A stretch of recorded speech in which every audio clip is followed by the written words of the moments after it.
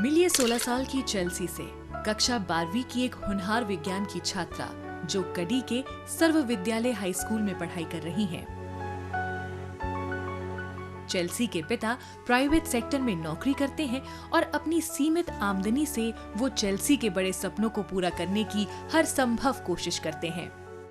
ऐसे में चेल्सी के सपने को पूरा करने में उसकी मजबूत साथी बनी है गुजरात सरकार की दूरदर्शी पहल नमो सरस्वती योजना। खास बात ये है कि ये आर्थिक सहायता सीधी चेल्सी की मां के बैंक खाते में दी जाती है। मारा पप्पा प्राइवेट जॉब करे छे, एमनी सेलरी एटली बधी नथी के स्कूल अने ट्यूशननी फी भरी शकाय। नमो सरस्वती योजनाथी जे स्कॉलरशिप मळे छे तेनाथी स्कूल अने ट्यूशननी फी भरी शकाय छे, जेथी आगळना अभ्यासमां पण थोड़ा घणा पैसा बची शके छे।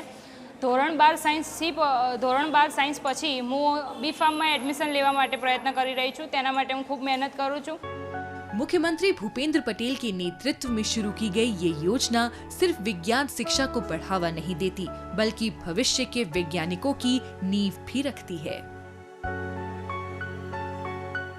आज गुजरातनी नारी शक्ति युवा शक्ति ने ज्ञानवर्धन माटे माध्यमिक शिक्षण मेळववा माटे सशक्त करवानो अवसर आव्यो छे।